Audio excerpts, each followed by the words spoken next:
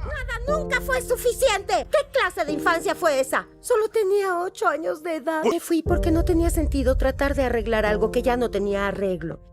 Quería empezar de nuevo y crear algo mejor. Hablo de, ¿qué debo hacer con mi vida? Tal vez empezar a vivir. Oye, nunca quise que tú fueras como yo. Tenía razón. Y mírate, resultaste grandioso y tus hijos te aman. Yo no empecé siendo un buen padre, pero mis hijos, ellos me ven mejor de lo que eres. Así que cada día me esfuerzo y trato de cumplir esa misión.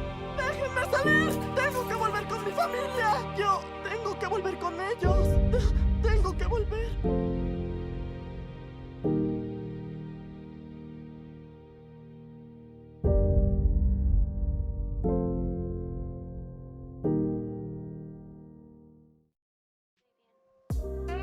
El increíble mundo de Gumball es una serie que con su estilo y humor absurdo parece que no se toma nada en serio, pero la cosa cambia cuando nos detenemos a ver las historias de cada integrante de la familia Watterson, ya que cada uno de ellos tiene un lore mucho más profundo de lo que uno esperaría, desde un pececito abandonado hasta padres que fueron marcados por el abandono y la presión. Así que sin mucho más relleno, vamos a repasar el triste lore del increíble mundo de Gumball. Nicole Senecourt, o mejor conocida como Nicole Watterson, es la cabeza de la familia Watterson. Ella es la madre de Gumball, Darwin y Anaïs, y se podrá decir que la única adulta funcional de toda la casa, ya que no solo es la única que trabaja, trabajando en la fábrica de arcoíris como vendedora, sino que también es quien mantiene el orden y quien se encarga de que pese a todo el caos que hay todos los días, su familia no se derrumbe. Nicole es organizada, estricta, exigente y a veces, solo a veces, muy pocas, contadas, una persona muy explosiva, ya que incluso con el más mínimo problema la cosa puede terminar muy mal, pero que sea así no quiere decir que no ame a su familia o que no esté comprometida con ella, solo que a veces no sabe cómo demostrarlo de la mejor manera. Su personalidad es claramente la de alguien que se siente que si no mantiene todo bajo control, las cosas podrían desmoronarse. Por ello es que vive en modo alerta, lista para reaccionar ante cualquier mínima situación, y aunque muchas veces tiene motivos más que válidos para enojarse, también es verdad que a veces suele excederse un poquito, pero esa necesidad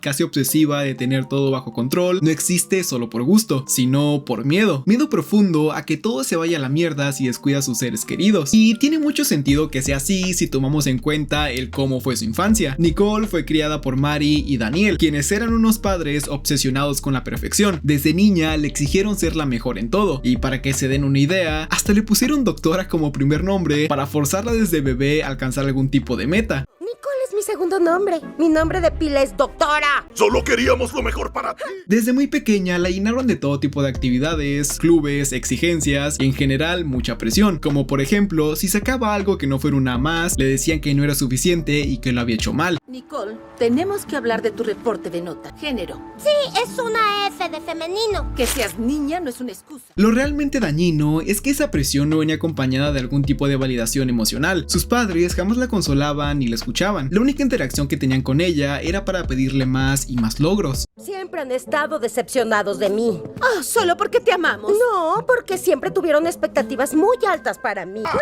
nunca fue suficiente. Me obligaron a entrar a miles de grupos después de la escuela. Pedimos todo lo necesario para que fueras exitosa. ¿Qué clase de infancia fue esa? Solo tenía 8 años de edad. Por esto mismo, en su adolescencia empezó a colapsar y sus padres, en vez de ayudarla, solo le dijeron que era alguien difícil, sin siquiera detenerse a tratar de entender de dónde venía todo eso. Pero afortunadamente, un día durante su adolescencia, el destino le hizo toparse con Richard, y sin duda ese encuentro le cambió la vida para siempre, ya que por primera vez alguien no le pedía que demostrara nada, solo la aceptaba tal y como era. Toparse con Richard también llevó a Nicole a tomar su primera decisión en la vida sin ningún tipo de influencia de sus padres, el elegir a alguien que le hiciera sentir bien. Pero no se preocupen, que más adelante hablaremos más a fondo sobre esta historia, porque también necesitamos el contexto del conejito rosado. Pero al menos ya con esto podemos entender cómo esta decisión cambió su vida para siempre, porque gracias a ella, afortunada o desafortunadamente, tanto ella como Richard fueron botados de sus casas. ¿Tenías que irte de esa manera? Me fui porque no tenía sentido tratar de arreglar algo que ya no tenía arreglo.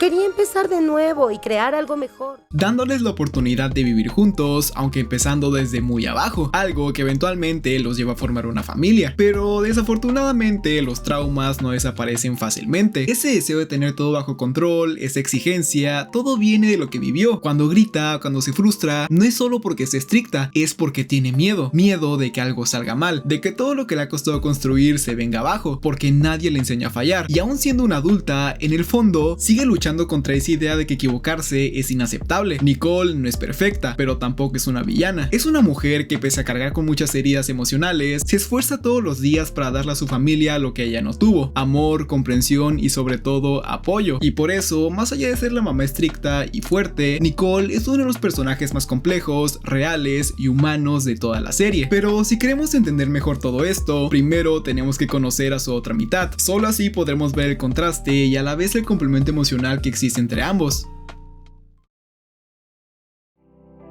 Richard Watterson, el padre de la familia y esposo de Nicole, es prácticamente todo lo opuesto a ella: infantil, despreocupado, flojo y totalmente dependiente. Y no hay que mentir, a primera vista parece solo un adulto inmaduro que se esconde detrás de su flojera para no asumir responsabilidades. Pero aunque no parezca, ese comportamiento también tiene raíces profundas. Richard creció únicamente al lado de su madre, Jojo, una mujer sobreprotectora que lo trató como alguien frágil y casi que inútil desde muy pequeño, ya que en lugar de enseñarle a ser alguien independiente, lo sobreprotegió, al punto de evitarle cualquier tipo de responsabilidad, lo que con el tiempo solo hizo que generara una dependencia a su madre y además que fuese alguien torpe para casi cualquier actividad. Es por tus cuidados que no tiene sentido común en absoluto. Lo protegiste toda su vida. Nunca lo dejaste pensar por sí mismo y ahora apenas si puede pensar. Además, a la sobreprotección de su madre se le suma un abandono que lo marcó para siempre: el de su padre, Frankie Watterson. Él desapareció cuando Richard era solo un niño y Jojo, para protegerlo, le mintió diciéndole que su padre simplemente había ido a comprar leche y se había perdido. Algo que, aunque suena absurdo, Richard creyó. Pero tampoco estén tan tristes por Richard y el abandono de su padre, ya que creo que fue lo mejor que le pudo pasar. Su padre era y es un estafador sin límite ni moral alguna, que incluso lo llegó a estafar a él siendo solo un niño. Estos vasos y esta pelota valen $2,000, pero como eres mi hijo, dejaré que te los lleves por 700. Esa ausencia de su padre creó en él una necesidad constante de afecto, una inseguridad profunda y un rechazo inconsciente hacia cualquier tipo de presión o expectativa. Richard se considera a sí mismo un buen padre y dentro de sus capacidades se esfuerza por serlo, solo que su forma de expresarlo no es muy buena, ya que por lo general sus intentos de demostrar afecto a sus hijos son o muy torpes o muy exageradas, pero eso sí, siempre muy genuinas. Un ejemplo de todo lo que Richard tuvo que pasar es cuando se reencuentra con su padre, ya que su padre, en vez de tener una conversación honesta y disculparse por haberlo abandonado, solo reaparece para intentar estafarlo, pidiéndole que firme documentos que en realidad eran fraudes. Richard, ilusionado por reconectar con su padre, cae en la trampa, porque él siempre deseó pasar tiempo de calidad con su padre, pero al darse cuenta de que solo quería estafarlo, solo se crea más desconfianza dentro de él y además lo hace enfrentarse a una verdad muy dura: su padre nunca fue ni quiso ser una figura paterna para él, solo fue alguien que lo abandonó y luego intentó aprovecharse de él. Y precisamente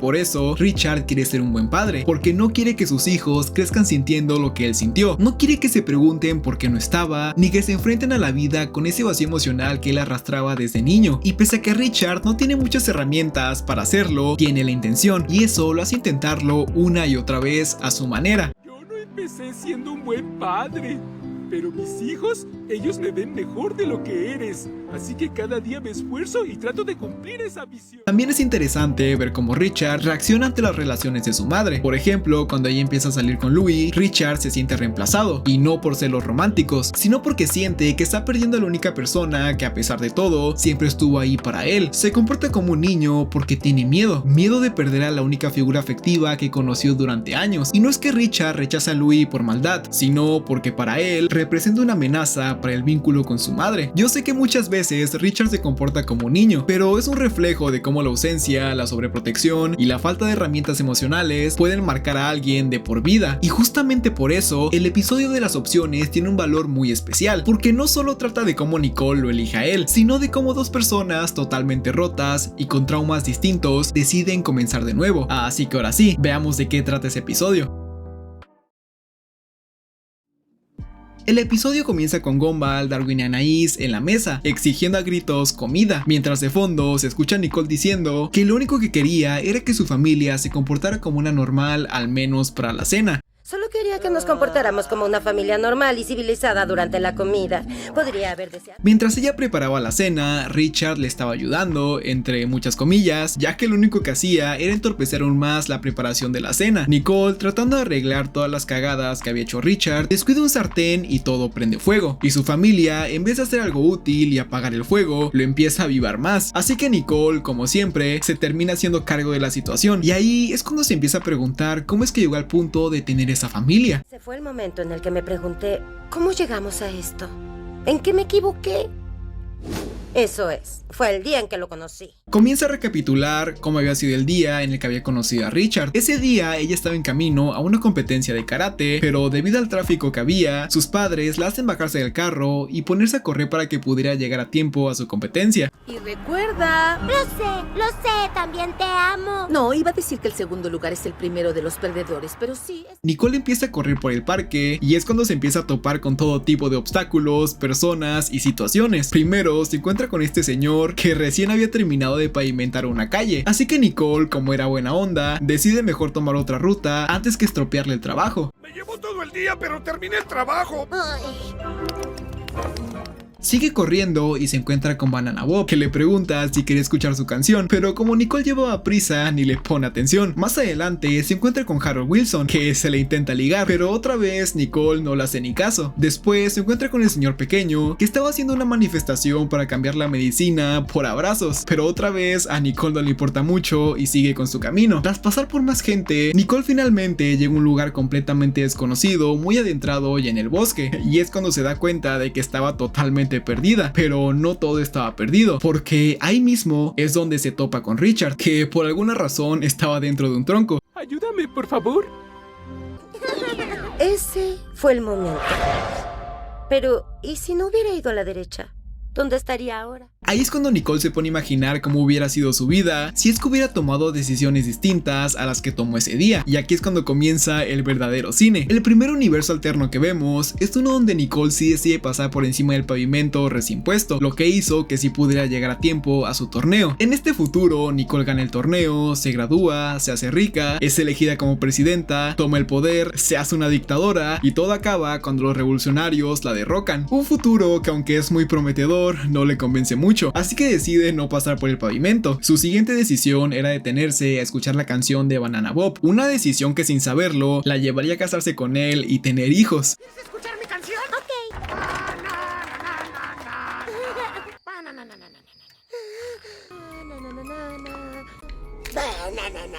No creo que me haga falta decir que Nicole ignora a Banana Bob. Sigue el camino, pero esta vez decide escuchar a Harold, lo que otra vez la lleva a un futuro donde se casa con él. Pero esta vez no es que Harold fuera un loco, sino que simplemente era un idiota, una mala pareja en todos los sentidos.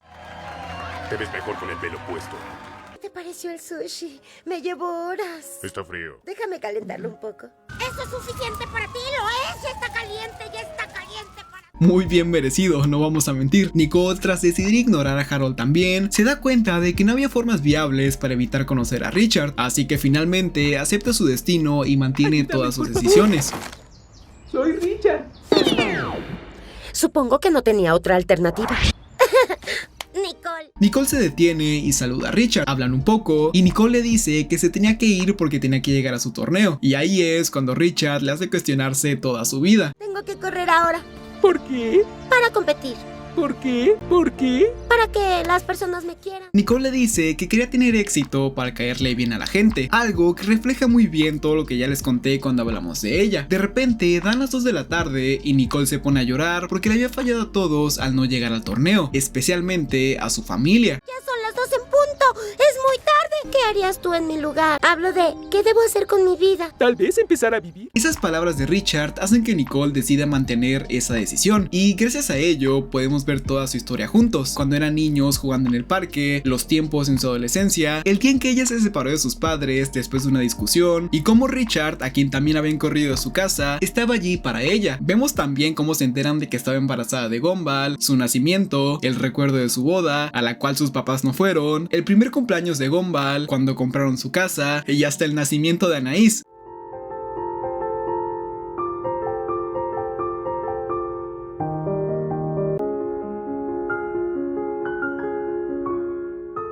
Después de ver todo esto, Nicole se da cuenta de que está feliz donde estaba y que no cambiaría su familia por nada en el mundo. De hecho, ¿saben algo? Creo que no cambiaría nada. Y toda esta historia hace que este episodio tenga mucho significado. No solo se trata de cómo Nicole y Richard se conocen, sino también de cómo ambos se encuentran en un momento de vulnerabilidad. Dos personas totalmente rotas, con inseguridades distintas, que se apoyan mutuamente para crear una familia distinta a la que ellos tuvieron. Por un lado, Richard ofreciendo algo que nunca recibió, aceptación, y Nicole renunciando al camino perfecto que sus padres querían que tomara para elegir uno que realmente la hacía feliz. Darwin Raglan Caspian Abba Poseidón Nicodemius Watterson III, o simplemente Darwin, es sin duda alguna el corazón de la familia Watterson, y aunque ahora lo veamos como uno más en el hogar, Darwin no nació siendo un Watterson. Originalmente era solo la mascota de Gumball, pero con el tiempo y mucho esfuerzo se ganó su lugar en la familia. Además evolucionó, creció y se convirtió en el personaje más empático, sensible y amoroso de toda la serie. Darwin siempre busca hacer lo correcto, mantener la armonía y cuidar de quienes lo rodean, y aunque al principio puede parecer que su personalidad no es muy especial, realmente es más compleja de lo que aparenta. Darwin representa una persona altamente sensible, alguien que siente las emociones profundamente y que actúa siempre desde la empatía. Es tan bondadoso que a veces ese deseo de no querer herir a nadie ni molestar a nadie lo lleva a tener muchos problemas. Un ejemplo claro es el episodio de la novia, donde simplemente por no querer decirle a Jamie que no la amaba, soportó todo tipo de cosas, y es que esa actitud no viene realmente de una falta de carácter, sino del no querer decepcionar a los demás. Darwin se esfuerza mucho por ser bueno con otros, y ese esfuerzo constante a veces le hace más daño que bien. Además de siempre querer quedar bien con los demás, Darwin también ha mostrado cierta inseguridad respecto a su rol en su relación con Gumball. En varios episodios ha dicho que él se siente como el secuaz de Gumball, es decir, alguien que solo lo sigue y que no tiene iniciativa propia. Pero esto realmente solo nos deja ver que aunque Darwin sí quiere ayudar, también quiere ser importante y que necesita encontrar su propio lugar más allá de estar al lado de su hermano. Y ese dilema entre ser el apoyo y ser el protagonista es algo que carga silenciosamente durante toda la serie. En cuanto a sus relaciones personales, no hay ningún tipo de duda que su mayor vínculo emocional es con Gumball. Ambos son inseparables. Darwin es su hermano, su mejor amigo y su confidente. Y lo interesante es que su conexión va más allá de ser hermanos. Es casi una simbiosis emocional. Y todo esto tiene más sentido cuando recordamos de dónde viene Darwin. Darwin no nació en la familia, llegó como mascota y terminó convirtiéndose en un hijo más. Esa transformación que tuvo, de la que hablaremos más adelante cuando veamos el episodio, fue algo bastante lindo y a la vez muy simbólico, ya que él tuvo que luchar por permanecer ahí, por encontrar su lugar, y lo hizo con amor. Pero para entender por qué esta historia es tan especial, primero tenemos que hablar de la otra mitad de esta dupla. Gumball Christopher Watterson, o simplemente Gumball, es el centro del caos y la comedia de la familia Watterson, pero también, y aunque no lo parezca a simple vista, es uno de los personajes más rotos emocionalmente de toda la serie. A sus 12 años, Gumball es un niño que vive todo al máximo. Si está feliz, lo exagera, si se enoja, también lo exagera, y si está triste, lo oculta, porque en el fondo, Gumball no sabe lidiar con la tristeza, así que se protege de ella con sarcasmo y bromas. Su personalidad extrovertida, ruidosa y hasta molesta para algunos, muchas veces funciona como una máscara, una forma de aparentar que todo está bien cuando en realidad no lo está. Gumball necesita sentirse especial, admirado y querido, pero no sabe cómo conseguirlo, así que prueba de todo: ser gracioso, creativo, rebelde, pero nunca se siente suficiente. Es un niño con una necesidad constante de validación que compensa sus inseguridades actuando antes de pensar, y esto se entiende mucho mejor cuando vemos su entorno. Vive con una madre que aunque lo ama también le exige, con un padre que no asume responsabilidades, con una hermana menor que muchas veces lo supera en madurez e inteligencia, y con Darwin, su mejor amigo, que parece tener una moral y emociones más estables. Pero esto no quiere decir que es un mal hermano o mal hijo. Gumball ama profundamente a su familia, pero no siempre sabe cómo demostrarlo, y justamente por eso su relación con Darwin es tan especial. Darwin no solo es su hermano adoptivo, también es su guía emocional y su mejor amigo. Si Gumball se equivoca, Darwin lo perdona. Si Gumball se siente solo, Darwin lo acompaña. Son inseparables porque se completan el uno al otro. Y ahí es cuando el episodio de Orígenes cobra mucho más peso, porque el origen de esta conexión entre ambos es simplemente cine. Es un vínculo que nació de la compañía, el cariño y el deseo de pertenecer. Pero para entender cómo comenzó todo, tenemos que ver el episodio que lo cambió todo. Así que ahora sí, veamos los orígenes. El episodio comienza desde un pop de Nicole viendo todas las travesuras que Gumball había hecho, algo que obviamente la tenía frustrada, porque lo único que quería era comer en paz. Cuando por fin encuentra a Gumball en su habitación, lo lleva a comer, pero él aún tenía mucha energía. ¡Ay! ¿Pero por qué?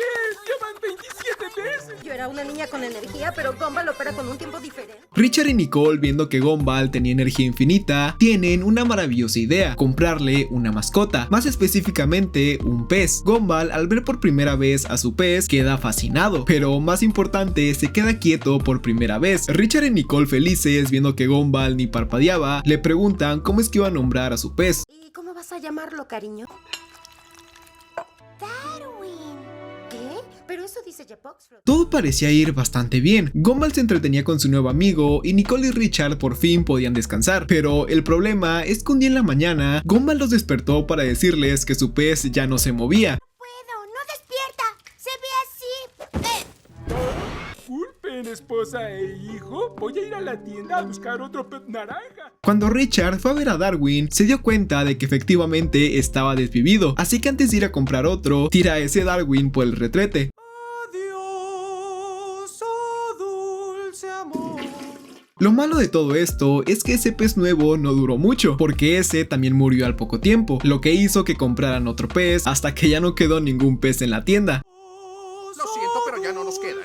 ¿Qué? ¿De qué estás hablando? ¡Necesito un pez ahora! Me temo que los dos últimos saltaron del tanque cuando lo vieron entrar.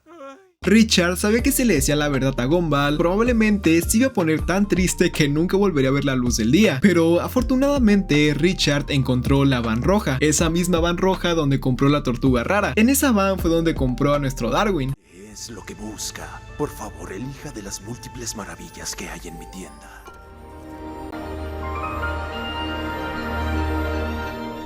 Como ya sabrán, Darwin no era un pez normal, algo que Gumball notó al instante, ya que era el único pez que sí podía entenderlo, pero no solo entenderlo, hablar e incluso formar un lazo afectivo. ¿Copiándome? ¡Au! También yo. En mi corazón. Espera un minuto. ¿Puedes entender lo que te estoy diciendo? Soy Gumball. Gumball, emocionado por tener un pez que habla, quería mostrárselo a sus padres, y para hacerlo le pide a Darwin que se hiciera el tonto para sorprenderlos cuando lo escucharan hablar. Pero el problema vino cuando Gumball fue a buscar a Nicole para sorprenderla y Richard encontró a Darwin haciéndose el muerto. Cuando lo vio así medio muerto, le avisó a Nicole para que le dijera a Gumball la verdad, mientras él iba a tirar a Darwin al baño. Diciendo que reemplazaron a los peces porque murieron y papá los echó al retrete. Está bien, Darwin no ha dejado de moverse. ¡Papá, no! Gumball, ya es tarde, querido. ¡Te salvaré! Listo, ya puedes dejar de fingir. Gumball sale corriendo a salvar a Darwin y afortunadamente sí lo logra. Bienvenido a los Watterson, Darwin. Muy bien, todo el mundo diga queso en todo.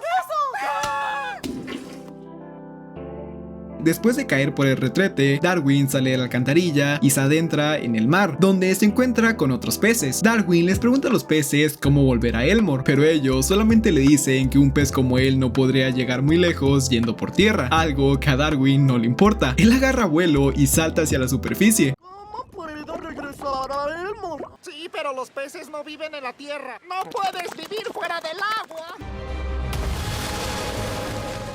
Pero pues, como era un pez, se empieza a morir lentamente por la falta de agua. De vuelta en la casa de los Watterson, Gumball estaba en lágrimas por la pérdida de Darwin. Nicole y Richard intentan animarlo, diciéndole que quizás era hora de superarlo, pero Gumball les dice que él sabía que Darwin estaba tratando de regresar y que no se iba a rendir. Al decir eso, a Darwin le crece de repente un nuevo corazón y nuevos pulmones. Sé que está intentando volver. Puedo sentirlo. Aquí. Vuelve, amigo. Yo confío en ti. Darwin, ahora con sus nuevos pulmones, se pone rumbo a Elmore. Viaja por desiertos, valles, bosques, mientras iba cantando una canción. Por los desiertos y los valles frente a osos sin temor. Al fin logré. A medida que avanzaba más y más, también se cansaba, y cuando parecía que todo iba a acabar para Darwin en medio de un desierto, su corazón siente a Gumball y la fe que tenía en que él regresara a casa. No creo poder regresar. Me quedaré aquí un momento y... No me daré por vencido. Darwin nunca se rendiría. Y si lo hiciera, yo estaría ahí y le patearía el trasero. ¡Patearía el trasero! Tengo piernas. Después de decir eso, a Darwin le crecen piernas y con ellas corre hacia Elmore. Cuando por fin llega y ve a Gumball a lo lejos, intenta correr hacia él, pero así porque sí, un cazador de plagas le dispara un tranquilizador y lo encierra en una jaula con otros perros. ¡Déjenme salir! ¡Tengo que volver con mi familia! Yo tengo que volver con ellos. Tengo que volver. Gumball, para este punto y pasado mucho tiempo de que Darwin se había perdido, pierde la esperanza. Darwin logra escapar de la camioneta y no se da por vencido, pero los Watterson llevan en camino por un nuevo Darwin. En el centro comercial, Darwin finalmente logra alcanzarlos, pero se da cuenta de que ellos ya estaban a punto de reemplazarlo, algo que lo deja totalmente desconsolado y por tristeza mejor decide irse del centro comercial. No puedo. Solo hay un Darwin. Está aquí. Darwin está aquí. Justo cuando Gumball estaba a punto de comprar el pez nuevo, siente la presencia de Darwin y se da cuenta de que había vuelto. Y ahí es cuando por fin los dos se reencuentran. ¿Tienes piernas? ¿Cómo? No sé cómo, pero sé por qué. Por favor, hijo, dime, papá.